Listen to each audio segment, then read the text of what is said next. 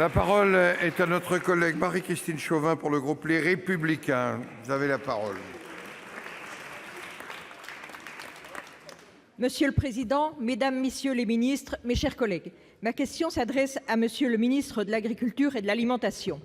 Monsieur le ministre, la Commission européenne paraît déterminée à conclure au plus vite un accord commercial avec le Mercosur, c'est-à-dire le Brésil, l'Argentine, l'Uruguay et le Paraguay. Le ministre brésilien du Commerce, Lucas Ferraz, vient d'ailleurs de déclarer qu'un accord n'a jamais été aussi proche. En l'état des négociations, cet accord, d'une part, conduirait à ce que le citoyen français consomme plus de viande ne correspondant pas à nos normes environnementales et sanitaires que nous imposons à nous-mêmes, et d'autre part, mettrait nos agriculteurs dans une situation de concurrence parfaitement déloyale. La Commission fait des choix de plus en plus singuliers. Dans le monde, on peut légitimement se demander s'il est raisonnable d'envisager de brader notre souveraineté alimentaire. N'y a-t-il pas contradiction à faire de la lutte contre le réchauffement climatique une priorité et envisager en même temps d'importer des volumes de viande ne répondant à aucune demande, alors que la sagesse et la cohérence devraient nous amener à choisir une autre voie? Monsieur le ministre, allez-vous défendre les intérêts des éleveurs et des consommateurs? Le gouvernement va-t-il entérimer toutes les concessions destinées à ouvrir les frontières européennes aux produits sud-américains sans tenir compte notamment de l'exigence environnementale? Monsieur le ministre, l'adoption du Mercosur concerne des domaines qui nécessitent l'unanimité des États au Conseil européen. Je me permets de vous demander, monsieur le ministre, quelle sera la position du gouvernement français? La parole est à Monsieur le ministre de l'Agriculture et de l'Alimentation, Monsieur Didier Guillaume. Merci Monsieur le Président, Mesdames et Messieurs les sénateurs, Madame la sénatrice, vous l'avez bien évoqué, la Commission relance des discussions pour un accord avec le Mercosur.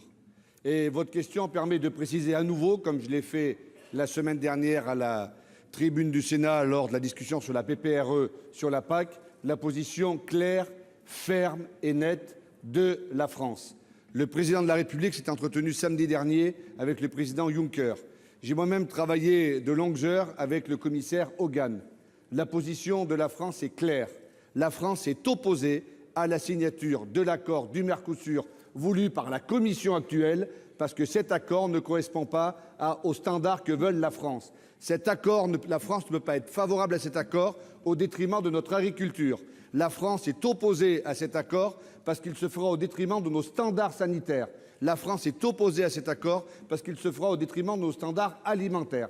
Et enfin, la France est opposée à cet accord parce qu'il se fera au détriment de l'accord de Paris et de nos critères environnementaux. Ça ne peut pas être plus clair. Il y a des accords internationaux qui se font. La Commission et la majorité actuelle de la Commission négocient avec le Mercosur et voudraient entériner cet accord. La France n'y est pas favorable et donc nous avons exprimé notre position et en l'état actuel des choses, la France votera contre si la question se pose. Mais avant que cette question ne se pose, les discussions diplomatiques, les discussions politiques doivent continuer. Il faut que la Commission infléchisse sa position. L'accord du Mercosur ne peut pas se faire au détriment des agriculteurs et de l'agriculture française. Je vous remercie. Madame Chauvin. Merci, Monsieur le ministre. J'espère vraiment que les paroles que vous avez prononcées ici seront prononcées avec autant de fermeté lors de la Commission européenne, parce qu'on ne peut pas concevoir demander toujours plus d'efforts et imposer toujours plus de normes à nos agriculteurs et en même temps favoriser le contraire avec les produits d'importation. Ce n'est pas cohérent, ce n'est pas acceptable. Monsieur le ministre, cessons de sacrifier nos agriculteurs, nos éleveurs et cessons de tromper nos consommateurs.